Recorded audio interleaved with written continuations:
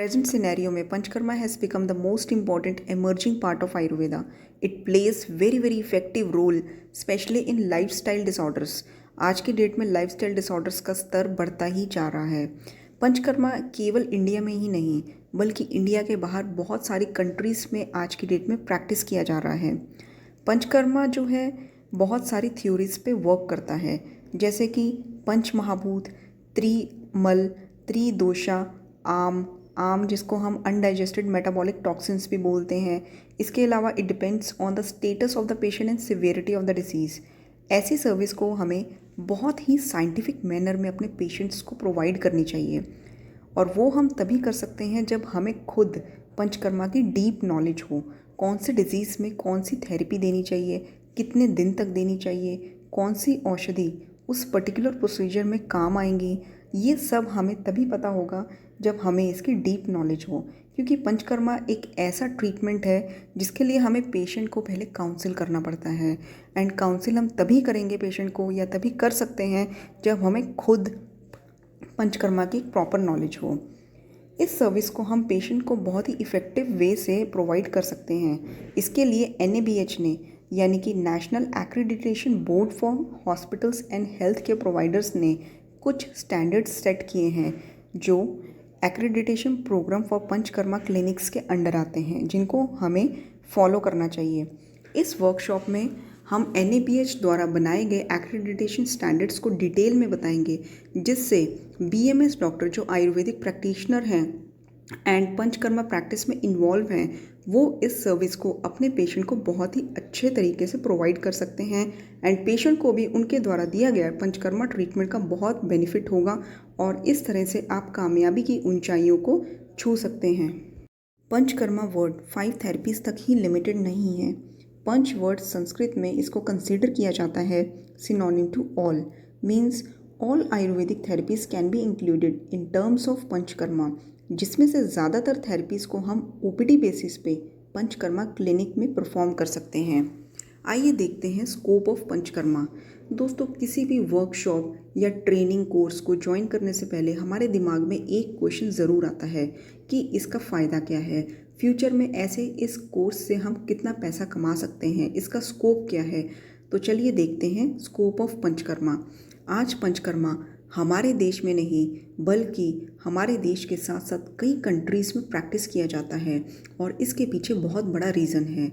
The reason is it offers permanent cure, जिता संशोधनाय ये ना तो पुनर्उद्भवा। ये आचार्य चरक ने सूत्र 16 में कहा है कि जो रोग पंचकर्मा से ठीक हो जाते हैं वो फिर से उत्पन्न नहीं होते। क्योंकि हमारे पास कितनी भी मॉडर्न एडवांस ट्रीटमेंट आ जाए, बट जो डिजीज़ किसी मरीज़ को एक बार हुआ है वो ठीक होने के बाद दोबारा से होगा कि नहीं, ये आज तक बड़े से बड़ा डॉक्टर भी नहीं बता पाया। फिर चाहे वो recurrence of respiratory tract infection हो, या फिर किसी कैंसर का अटैक होना जो एक बार पूरी तरह से क्योर्ड हो चुका था, या फिर माइग्रेन अटैक जो ट्रीटमेंट के बाद भी बार बार होता है, या गठिया हो। पंचकर्मा एक ऐसा पावरफुल टूल है जो सेलुलर लेवल पे जाके टॉक्सिन्स को रिमूव करता है। सेलुलर लेवल यानी कि बॉडी के डीपेस्ट पार्ट के अंदर जाके काम करता है, जिससे आज साइंटिस्ट भी इस बात को मानते हैं कि पंचकर्मा ट्रीटमेंट करवाने के बाद डिजीज़ फिर से नहीं होता। पंचकर्मा आयुर्वेद का एक पावरफुल साइंटिफिकली डिज़ाइन टूल है जो माइक्रो लेवल पे जाके टॉक्सिन्स को रिमूव करता है, जिसे हम धातुगत आम भी बोलते हैं। दोस्तों, शमन चिकित्सा से व्याधि फिर से आ जाती है, क्योंकि आज के बिजी वर्ल्ड में आपका कोई भी मरीज़ पथ्य अपथ्य को 100% फॉलो नहीं कर पाता, और अगर कर भी लेता है तो हमारी डाइट में मिले पेस्टिसाइड्स, इन्वायरमेंटल पोल्यूशन, स्ट्रेस उसे कभी भी डिसीज़ फ्री नहीं होने देते, और फिर वो डॉक्टर चेंज करने की सोचता है। सोचिए, अगर आपके पास पंचकर्मा का एक ऐसा हुनर आ जाए कि आप बीमारी को जड़ से ही मिटा दें, तो आप कितने कामयाब डॉक्टर बन सकते हैं। एक आयुर्वेदिक प्रैक्टिशनर के पास लोग क्रॉनिक डिसऑर्डर्स ज़्यादातर लेकर आते हैं, ये सोच के कि उनकी बीमारी जड़ से ही हम ख़त्म कर देंगे। ऐसा हम तभी कर सकते हैं जब हमें आयुर्वेदिक ट्रीटमेंट के साथ पंचकर्मा ट्रीटमेंट भी पता हो। भयंकर से भयंकर skin diseases, obesity, diabetes, migraine, PCOD जैसी अनेक व्याधियां आप पंचकर्मा से ठीक कर सकते हैं। Cost effective. दोस्तों, बीएमएस करने के बाद जब मैंने पंचकर्मा की ट्रेनिंग ली थी तो उस समय I have paid 50,000 rupees for this training. उस समय हमारे साथ इंडिया के कई डिफरेंट स्टेट से बच्चे ट्रेनिंग लेने आए थे और उसके साथ साथ यूरोपियन कंट्रीज़ से भी बहुत सारे लोग आए थे जो उस कोर्स को सीखना चाहते थे एंड वो आज बहुत ही सफल चिकित्सक बन चुके हैं और खूब पैसा कमा रहे हैं। इसी कोर्स को आज हम आपको मात्र 2,000 रुपये में दे रहे हैं। 10 दिन का ये वर्कशॉप होगा जिसमें आपको डेली एक क्लास मिलेगी एंड आप जब चाहे अपने डाउट्स क्लियर कर सकते हैं, क्वेरीज पूछ सकते हैं एंड आपके ईमेल आईडी पे हम सारा स्टडी मटेरियल आपको प्रोवाइड करेंगे जो आपके पास लाइफ टाइम रहेगा। दोस्तों, जहाँ तक सर्टिफिकेट की बात है तो मैं आपको एक चीज़ बता दूँ, आजकल लोगों ने वर्कशॉप का बिजनेस बना रखा है जिसमें वो 200 या 500 रुपये में आपको सर्टिफिकेट के नाम पे या सर्टिफिकेट का लालच देके हफ्ते या 10 दिन की वर्कशॉप दे देते हैं और सर्टिफिकेट में they don't give you any training certificate. वो एक प्रमाण पत्र दे देते हैं कि आपने उनका वर्कशॉप अटेंड किया है इतनी तारीख से इतने तारीख तक, जो कि कोई भी दे सकता है एंड जॉब एप्लीकेशन में, स्पेशली गवर्नमेंट जॉब में, इसका कोई भी महत्व नहीं होता है। आप ये किसी भी ऑनलाइन वेबसाइट पे जाकर चेक कर सकते हैं। और जहाँ तक हमारे वर्कशॉप की बात है तो आप हमारा वर्कशॉप तभी अटेंड कर सकते हैं जब आपने बीएमएस करा हुआ हो, आपके पास बीएमएस की रजिस्टर्ड डिग्री हो। और हमारा वर्कशॉप आपको इतनी नॉलेज देगा कि आप इंडिविजुअली पंचकर्मा की प्रैक्टिस कर सकते हैं, जिसके लिए अगर आप बीएमएस डॉक्टर हैं तो आपको कोई भी सर्टिफिकेट की ज़रूरत नहीं है। टॉपिक। दोस्तों, पंचकर्मा के इस वर्कशॉप में हम आपको पंचकर्मा की डीप नॉलेज देते हुए एक एक टॉपिक को डिटेल में कवर करेंगे, जैसे कि अनुवासन बस्ती, इसका इंडिकेशन क्या है, कॉन्ट्राइंडिकेशन क्या है, consideration of arm, consideration of time, season, diet, dosha, और इसके अलावा कॉम्प्लिकेशंस, उसका मैनेजमेंट, कॉन्ट्राइंडिकेशन ऑफ ओरल स्ने with anuvasana, contraindication of only निरू या only anuvasana, special indications for anuvasana, और इसी तरह से निरोवस्ती का पूरा डिटेल देंगे आपको।